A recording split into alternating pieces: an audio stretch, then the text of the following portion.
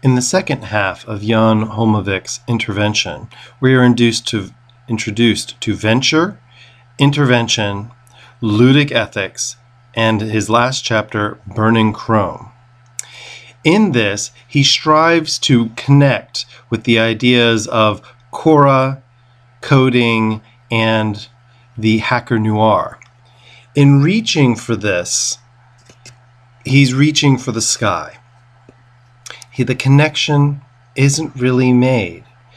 It is brilliant, but not quite tangible as yet. These ideas are more of a seedling planted in new soil and beginning to grow.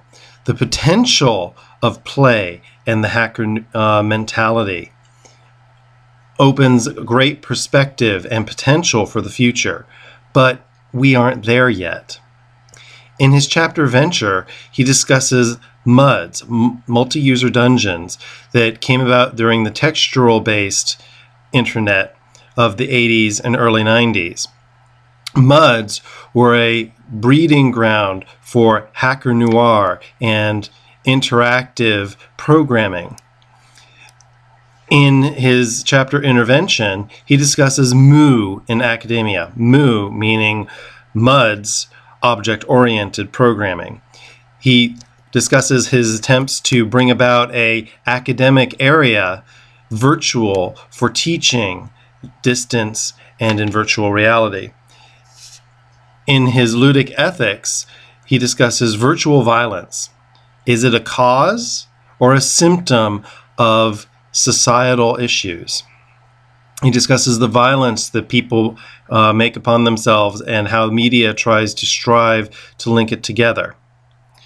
In Burning Chrome, we are asked why some people play and others don't. What is it about video games that hook in some people and not others, including the ideas that it simply doesn't fit their lifestyle? Primarily, this entire book is a personal history, a my story by Jan Holmevik. It is well written. It's taken me down a great number of memories and has had a few punctums. But does it make the connection he hopes for? Does it allow us to connect between play and hacker noir and coding and Quora? I don't think so. What it does give us is the idea of it. It allows us to look about and figure out, where do we need to go now? Unfortunately, Jan doesn't give us a direction to go. He provides us the road up to this point. What has happened to get us where we are in our virtual electronic society? One possible area, or one point evolving from MUDs, would be considered Second Life. Second Life is a reality of interactive creativity by multiple users around the globe. The users themselves shape the Second Life world. Another area that Jan believes in is education through electronic efforts. The online education, online academic, virtual classrooms. This is possible and growing by leaps and bounds. Exactly how we will make it succeed for us, we aren't certain. Another area of culture in the electronic society is The Guild.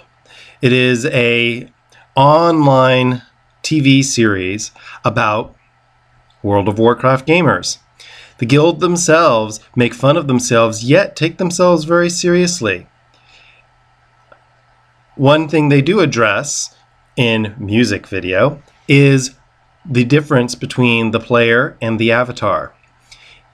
Do you want to date my avatar is a very poignant discussion of whether we consider our avatars or ourselves superior. I myself have spent a great deal of time existing in virtual realities with multiple avatars in City of Heroes, a gaming world that is ending at the end of this month. The world itself ends. So what happens with us? Well, some of us might be able to hack up a new one, but do we really have a generation of hackers coming up? Today's easy access, handed to you ideas don't seem to lend toward the hacker mentality and the hacker spirit. Instead, we have received thinking. People simply take the spectacle that is given to them, absorb it by whatever the definitions are given to them, and generally accept it as is, without thinking about it or wanting to change it. What is needed is less talk about electricity and more use of electricity. One area is through social action, such as with Who Cares Online, making actions, making change in their communities using internet and electronic means. In the end, I do believe that Jan is correct. Play is what's going to break us out of the received thinking mold, get us back into a world of spectacular creativity and growth. Unfortunately, who's going to play with us? We don't know.